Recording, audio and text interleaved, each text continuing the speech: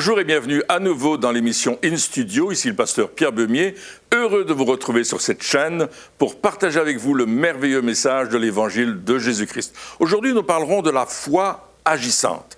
Et nous avons vu dans l'émission précédente comment cette foule nombreuse était venue vers Jésus et avait déposé aux pieds de Jésus les personnes qui étaient malades, avec qui ils étaient venus, et même le mot qui est utilisé pour dire il les mit aux pieds de Jésus, c'est comme si on se décharge d'un fardeau et qu'on les porte là. Mais ces gens ont porté leurs malades pendant des kilomètres et des kilomètres pour venir rencontrer Jésus, parce que comme je vous le disais dans l'émission précédente, là où se trouve Jésus, l'atmosphère est différente. Les ténèbres disparaissent parce qu'il est la lumière du monde et qu'il éclaire, et celui qui le suit ne marchera pas dans les ténèbres. C'est une très bonne nouvelle, n'est-ce pas, de savoir qu'il est la lumière du monde et qu'il va nous conduire à marcher dans la lumière. Quand on marche dans les ténèbres, on trébuche, on tombe, on se fait du mal, et c'est pour ça que tous ces boiteux, qui étaient sous l'empire du diable, la tyrannie du diable, sont venus à Jésus pour qu'ils soient délivrés de leurs maladies,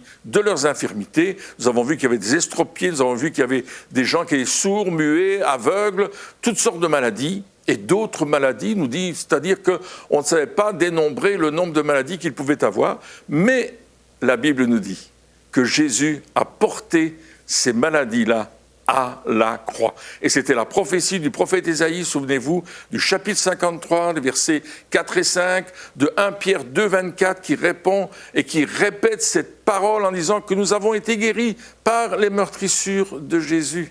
Alléluia. Alors, nous avons besoin d'une foi agissante. Une foi agissante comme l'avaient les gens du temps de Jésus.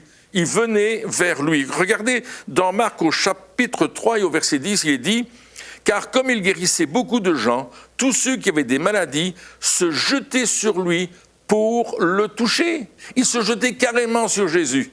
Moi, je pense qu'ils tombaient sur Jésus, tellement la puissance, l'onction, la présence divine était là. Et quand ils s'approchaient de Jésus, cet amour que Jésus dégageait, cette patience, cette compassion, touchaient ces personnes qui elles-mêmes voulaient toucher Jésus. Un autre texte dans Marc, chapitre 6, verset 56, il est dit « En quelques lieux qu'il arriva, dans les villages, dans les villes et dans les campagnes, on mettait les malades sur les places publiques et on le priait de leur permettre seulement de toucher le bord de son vêtement. Et tous ceux qui le touchaient étaient guéris. » Il y avait des gens partout. Les gens accouraient dans les villes, ça c'est normal, les villes ont beaucoup de monde, dans les villages, déjà un petit peu moins, et dans les campagnes, c'est-à-dire sur les chemins, loin de la ville, loin des villages, on amenait les personnes aux pieds de Jésus. Waouh! Quelle extraordinaire histoire, récit, anecdote, parce que les gens voulaient toucher Jésus. Seulement permets-moi de toucher le bord de son vêtement. Et tous ceux qui le touchaient, déclare la Bible, étaient guéris. Il y avait cette foi agissante. Les gens venaient avec cette foi, cette attente, cette ferme expectative d'être guéris par Jésus. Alléluia. Et le même Jésus est là aujourd'hui. À travers cette émission, le même Jésus veut vous toucher. Jésus-Christ de Nazareth. Il est là, mort pour vous sur la croix, mis au tombeau, le troisième jour ressuscité, aujourd'hui assis à la droite du Père. Je déclare que la vie de Jésus coule aujourd'hui à travers cette émission pour vous toucher, vous pénétrer, vous transformer et faire de vous quelqu'un d'autre, vous guérir, quelle que soit votre maladie, quel que soit le cancer qui vous ronge, maintenant il quitte votre corps. Quelle que soit la maladie que vous avez, maintenant elle quitte votre vie. Parce que la foi est agissante. Et maintenant, marchez, travaillez sur votre foi. Un autre texte de Luc chapitre 6, verset 19. Et toute la foule cherchait à le toucher. Toute la foule cherchait à le toucher parce qu'une force sortait de lui et il les guérissait tous. Alléluia. La présence de Jésus. Cette onction, cet amour est en train de pénétrer maintenant votre vie, là où vous êtes. Parce que c'est vous que Dieu aime et qu'il cherche à toucher. Vous avez cherché par tous les moyens peut-être de vivre une guérison, mais aujourd'hui, Dieu vous cherche et il vous trouve parce que vous êtes en train d'écouter cette émission. Il veut toucher votre vie et vous transformer. Il y a d'autres passages aussi qui nous parlent de venir au pied de Jésus. Et notamment, il y a le récit de ce chef de la synagogue nommé Jaïrus. Jaïrus avait un problème énorme. Sa fille était en train de mourir. Et il n'avait plus de solution. Il avait tout essayé. Il avait tout essayé, mais c'était trop tard.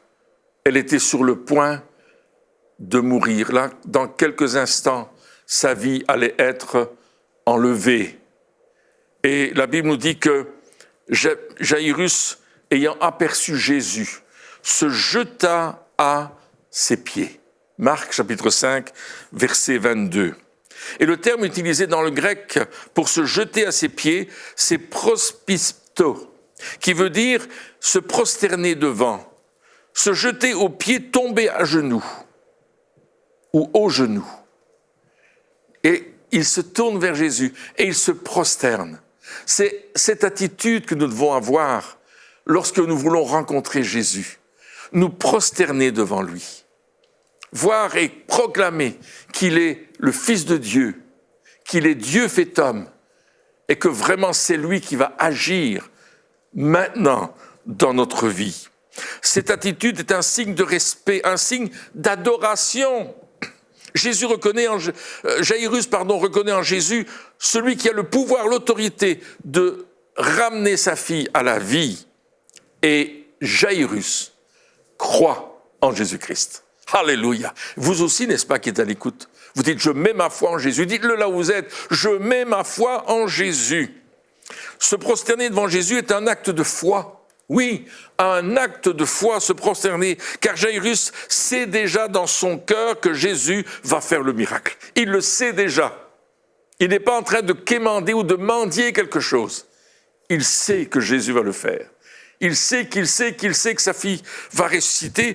Il en a la conviction à tel point qu'il va le déclarer. Quand tu as une conviction par rapport à ce que Dieu veut faire dans ta vie, et que tu sais que c'est Dieu, tu vas le déclarer. Comme il le dit dans Matthieu, chapitre 9, verset 18, dans le même récit. « Ma fille est morte il y a un instant, mais viens, impose-lui les mains et elle vivra. » Il sait que Jésus va la ressusciter. C'est vraiment une déclaration de foi. Ce papa a la certitude que le miracle va se produire. Oh, quelle foi!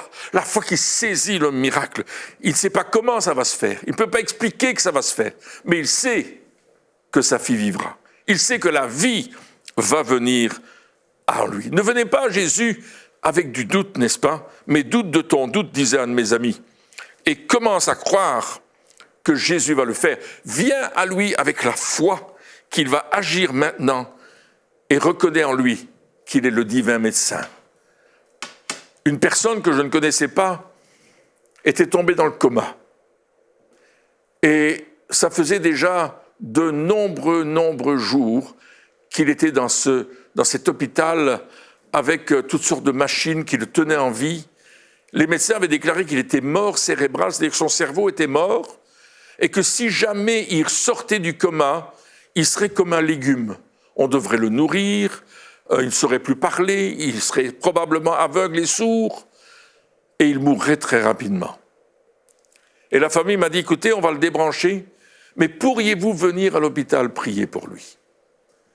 Et je suis allé. Quand je suis rentré dans cette chambre d'hôpital, il fallait se vêtir d'un vêtement particulier. Je me suis dit, waouh, cet homme était couché sur le lit, mort, la peau sur les os. C'était très difficile à voir.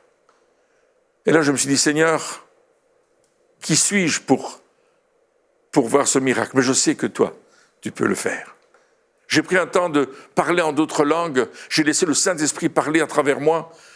J'ai pris cette onction de Dieu. J'ai imposé les mains à cet homme dans le nom de Jésus. Il était mort, les yeux étaient fermés.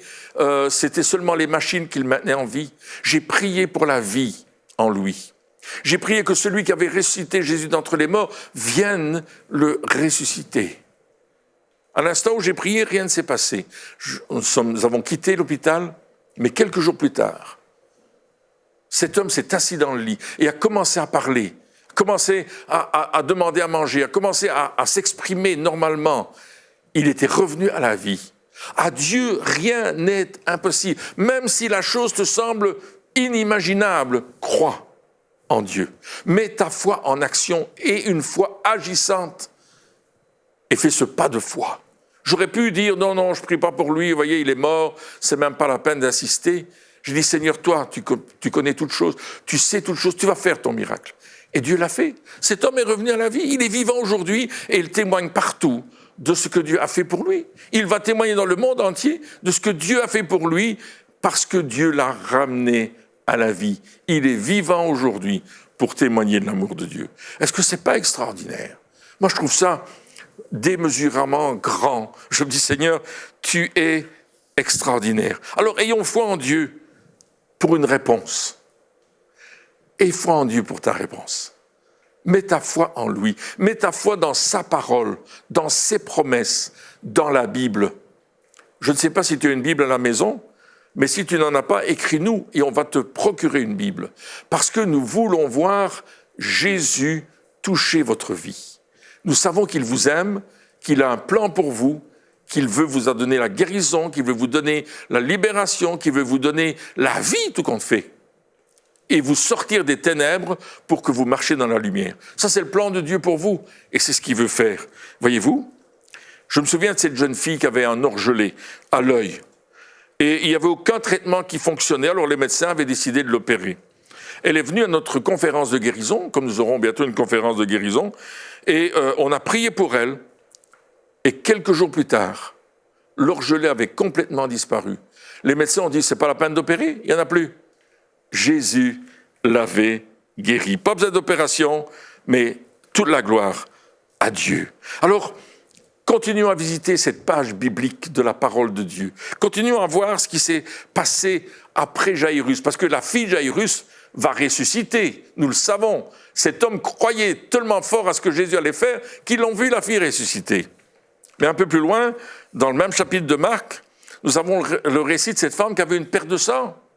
Et ça faisait 12 ans qu'elle avait été voir les médecins partout, elle avait été voir les plus grands spécialistes. Elle avait probablement dû vendre sa maison pour payer les médecins, pour essayer de trouver un remède qui la guérirait parce que sa vie était en train de partir. Et elle savait qu'il n'y avait plus d'espoir pour elle. 12 ans malade. Et voilà qu'elle entend parler de Jésus. Elle entend parler que Jésus guérit les estropiés, que Jésus donne la vue aux aveugles, qu'il fait parler le muet. Elle se dit, il faut que j'aille rencontrer cet homme. Et elle se dit en elle-même, si je puis seulement toucher le bord de ses vêtements, je serai guérie. Elle s'en va vers Jésus avec une certitude que Jésus va agir dans sa vie. Elle ne dit pas, bon, on verra peut-être bien, de toute façon, j'ai rien à perdre, allons-y. Non, elle a la conviction que Dieu va la toucher, que Jésus va la guérir. Et elle se faufile dans la foule. Elle va braver tous les interdits de son époque, où une femme qui avait une perte de sang ne pouvait pas aller dans une foule, n'est-ce pas? C'était la loi l'interdisait, mais alors à 100%. Mais elle va vraiment ne pas se préoccuper de tout ça. Elle a la vision de toucher Jésus. Et elle va passer à travers la foule. Elle va se faufiler. Probablement qu'elle n'est pas très bien dans sa santé, que physiquement, elle a perdu beaucoup de poids. Je ne sais pas comment elle était. Mais elle va se faufiler jusqu'à Jésus. Et là, elle va toucher le bord du vêtement de Jésus. Et vous savez, je vous ai lu d'autres passages où les gens touchaient Jésus et étaient guéris. Elle se dit, moi aussi, je vais le toucher. Mais la Bible nous dit qu'il y avait une grande foule qui suivait Jésus. Parce que les gens étaient intéressés par voir ce que Jésus faisait. Il y avait des curieux dans la foule. Ils voulaient voir les miracles, ils voulaient voir les guérisons, ils voulaient voir et entendre ce que Jésus disait. Il y avait des gens qui disaient, mais peut-être que c'est le Messie, peut-être qu'il est venu pour sauver le monde. Ils ne savaient pas trop, ils voulaient se faire un avis. Et il y avait les disciples de Jésus qui étaient autour de lui pour le protéger, un peu comme ses bodyguards, ses gardes du corps. Ils l'entouraient. Et la foule pressait Jésus. Et là, cette femme, elle se faufile. Et elle est capable de toucher le vêtement de Jésus. je suppose que ça a dû être une épreuve pour elle. Ce n'était pas tout simple, parce qu'il y avait plein de choses qui l'empêchaient d'atteindre Jésus, des gens qui étaient là, la foule, le fait que la foule était en marche, et elle a réussi à toucher le vêtement. Et au moment où elle a touché le vêtement, à l'instant même, nous dit la Bible, la perte de sang s'arrêta, et elle sentit dans son corps qu'elle était guérie de son mal. Non seulement elle a touché le vêtement de Jésus, elle a senti cette force qui est sortie du corps de Jésus, de Jésus-Christ, et elle a senti en elle-même que la maladie était partie, qu'elle était guérie. Alléluia! C'est ce que Jésus va faire pour vous aujourd'hui. Si tu viens à lui avec la foi, simple comme cette femme, simple comme Jaïrus, qui croyait que Jésus allait ressusciter sa fille, cette femme qui croyait que si elle touchait Jésus, elle allait être instantanément guérie. Waouh, c'est quelle puissance, n'est-ce pas? Il n'y a pas seulement eu une pensée de foi en disant peut-être bien qu'il va me guérir. Non, non, non, non. Il y a eu une démarche, il y a eu une action, un acte volontaire pour toucher le vêtement de Jésus. Un acte volontaire pour Jaïrus, qui était le chef de la synagogue, pour toucher Jésus et lui dire « Viens toucher ma fille ». Il y a eu un acte volontaire, quelque chose qu'ils ont voulu faire eux-mêmes. Jésus apporte la vie. Lorsque tu le rencontres avec ta foi, il y a quelque chose qui se passe. Il y a comme une explosion, une transformation dans ta vie. Et Dieu touche la vie de cette femme. Dieu ressuscite la fille de Jaïrus. Alors Jésus va voir et va sentir qu'une force était sortie de lui. C'est ce que la Bible dit, il a senti qu'une force était sortie de lui. Voici ce que dit le texte. Jésus se retourna et dit, en la voyant, « Prends courage, ma fille, ta foi t'a guérie. » Et cette femme fut guérie à l'heure même. Jésus atteste la guérison. Jésus lui dit, c'est à cause de ta foi en moi, à cause de ta foi dans mon œuvre, à cause de ta foi en qui je suis, que tu es guéri. Alléluia! Quelle puissance, n'est-ce pas? Alors, allons un peu plus loin. Un acte de foi. Alors là, c'était pour Jaïrus, c'était pour sa fille, c'était très proche de lui. La femme, c'était pour elle-même une guérison de cette perte de sang. Maintenant, on va parler du centenier à Capernaum qui va venir prier pour son serviteur. Et le serviteur de ce centenier est très, très malade. Écoutez, lisons le texte ensemble dans Matthieu, chapitre 8, à partir du verset 5. Jésus entrait dans Capernaum, un centenier l'aborda, le priant et disant « Seigneur, mon serviteur est couché à la maison, atteint de paralysie et souffrant beaucoup. » Jésus lui dit « J'irai et je le guérirai. » Cet homme démontre une grande compassion pour son serviteur. Il est vraiment concerné par ce qui se passe à la maison. Et il dit « Moi, je vais aller et je vais guérir ton serviteur. » Et le centenier répondit au Seigneur « Seigneur, je ne suis pas digne que tu entres sous mon toit, mais dis seulement un mot et mon serviteur sera guéri. » Ce centenier romain reconnaissait que Jésus était Dieu. Il reconnaissait l'autorité qui était en Jésus-Christ. Vous vous souvenez, Jaïrus s'est prosterné devant Jésus pour l'adorer. C'est un signe d'adoration.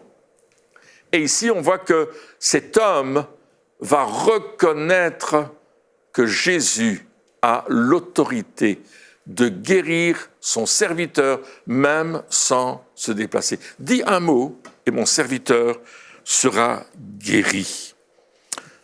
Quelle puissance il y a dans le nom de Jésus-Christ, n'est-ce pas? Cet homme est venu à Jésus avec une foi vivante, une foi qui s'attend à la guérison, au miracle, à la délivrance de son serviteur qui est paralytique. Il le croit et il sait que Dieu va le faire. Dis seulement un mot. Et il explique simplement que lui, il est chef, il commande des hommes et il donne un ordre et les hommes obéissent. Et quand son supérieur lui donne un ordre, lui, il obéit aussi. Et quand le supérieur du supérieur donne un ordre au supérieur, il obéit aussi. Parce que c'est l'armée, c'est comme ça que ça se passe. On obéit aux ordres, on ne discute pas, on le fait. Et Jésus dit simplement qu'il avait vu la foi de cet homme et que sa foi était grande. Et l'homme, il disait, un seul mot, Seigneur, mon serviteur sera guéri. Et la Bible nous dit que l'homme va être guéri à l'heure même.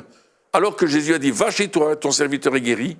Quand il rentre chez lui, à quelle heure est-ce que le serviteur était guéri? Mais à ce moment-là, exactement quand Jésus a dit, vas-y, ton serviteur est guéri. Parce que quand Dieu dit une parole, cette parole s'accomplit. Amen. Et cette parole, en accord avec l'ensemble des Écritures, était forte, n'est-ce pas? Et Jésus a dit à l'homme, va qu'il te soit fait selon ta foi. Et cet homme est allé et son serviteur a été guéri à ce moment-là. Beaucoup de gens, aujourd'hui, ont besoin de la guérison. Beaucoup de gens cherchent la guérison, mais ils cherchent mal. Parce qu'ils ne viennent pas avec la foi, ils ne viennent pas avec la conviction que la parole de Dieu est vraie et que ce que Jésus a déclaré, il va l'accomplir. C'est son plan, il veut accomplir sa volonté, il veut nous guérir. Jésus est venu, souvenez-vous, pour nous sauver, pour nous délivrer, pour nous guérir.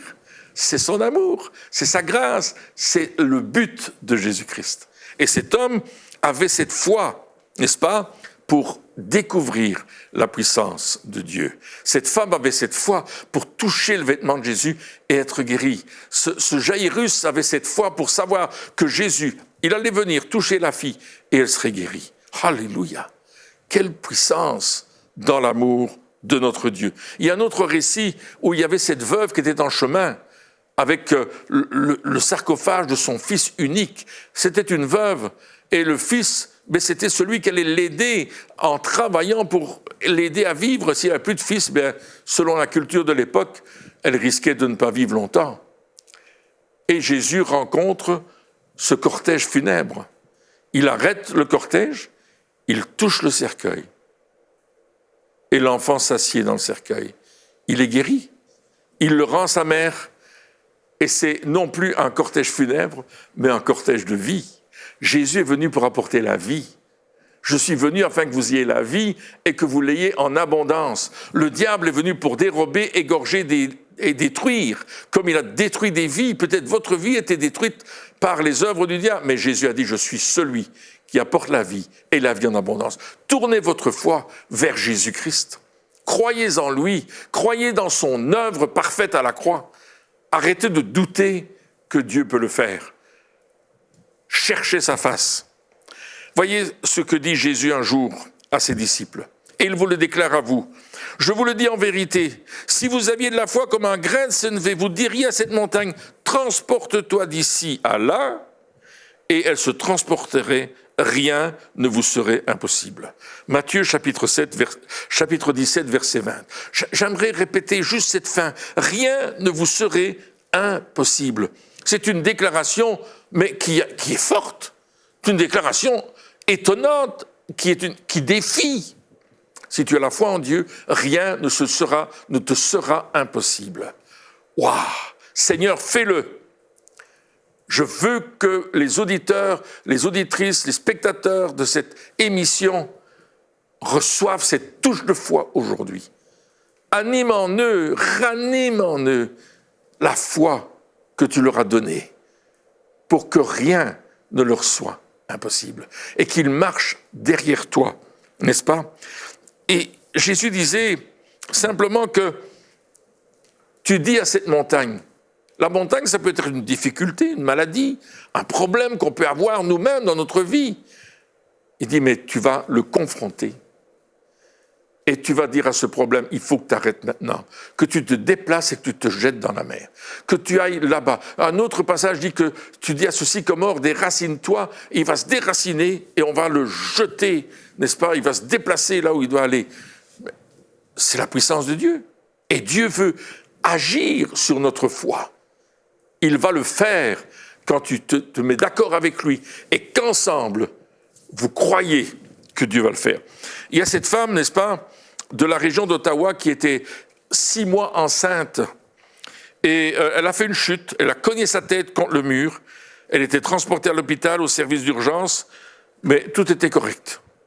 Depuis ce jour-là, elle avait des difficultés avec la tête. Ça lui faisait mal, des maux de tête terribles, qui l'empêchaient de travailler, qui l'empêchaient même de dormir, qui l'empêchaient de faire le travail de la vie de tous les jours. Et pourtant, elle était enceinte de cet enfant. C'est encore une autre difficulté. Nous l'avons rencontrée, nous avons prié pour elle. Au moment où nous avons prié, la douleur dans la tête a complètement disparu. Nous avons annulé l'œuvre du diable qui voulait lui faire du mal. Et nous avons prié pour la naissance du bébé. Et vous savez quoi? Il est né normalement un joli bébé. Merci Seigneur. Nous sommes retournés voir cette personne dans son église et elle nous témoignait de ce qu'elle avait vécu cela. Une autre personne avait eu un accident de travail. La jambe était abîmée, maganée, comme on dit au Québec. Elle ne savait plus comment marcher. Et puis, on a prié pour elle. Et là, elle a retrouvé sa mobilité. La douleur qu'il y avait dans le dos, dans le nerf sciatique, l'inflammation est partie et elle a été guérie. Alors oui, je le déclare à nouveau, Jésus-Christ est le même hier, aujourd'hui et éternellement. Il n'a pas changé. Il est le même et il vous aime. Et c'est le temps des miracles. Le temps des miracles n'est pas terminé. Aujourd'hui, plus que jamais, Dieu est en train de remettre les miracles au goût du jour, je vais dire ainsi. Ils n'ont jamais arrêté. Mais nous avons oublié que Dieu faisait des miracles. Dans la foi chrétienne, on a mis de côté les miracles. On a dit c'était pour autrefois. Mais Dieu dit non, non, non, non, non, non. C'est toujours pour aujourd'hui. Arrêtons de raisonner. Ayons la foi. Arrêtons d'essayer de tout expliquer. Dieu le fait. Il a porté lui-même nos péchés en son corps sur le bois, afin que, mort au péché, dit Pierre, nous vivions pour la justice, lui par les meurtrissures duquel vous avez été guéris. Alors, j'aimerais vous dire, avant de terminer, que les promesses de Dieu sont certaines. Croyez que Dieu veut et peut vous guérir. Il en a la capacité. Nous l'avons vu tout au long de cette émission, que quand nous mettons notre foi en action, quand nous avons une foi agissante, nous faisons volontairement un acte de foi, le miracle se passe. Lorsque vous direz Amen à la prière que nous allons faire aujourd'hui avant de quitter, alors vous allez agir sur votre foi en faisant quelque chose que vous ne saviez pas faire. Et ensuite vous rendrez gloire et témoignage de l'œuvre de Dieu. Père, je prie maintenant et je viens contre toute maladie et toute infirmité qui touche les amis qui sont à l'écoute et tu les délivres complètement dans le nom puissant de Jésus. À cause de tes meurtrissures, à cause de ton œuvre sur la croix, soyez guéris, soyez restaurés, soyez délivrés, soyez sauvés dans le nom parfait de Jésus-Christ de Nazareth. Et vous dites avec moi, Amen. Chers amis, quelle émission extraordinaire. Une foi agissante, c'est une foi qui transforme les choses. Alors aujourd'hui, faites quelque chose que vous ne saviez pas faire juste avant que nous ayons prié pour vous. Et déclarez que Jésus-Christ vous guérit, vous transforme, vous sauve. Alors au revoir et à bientôt.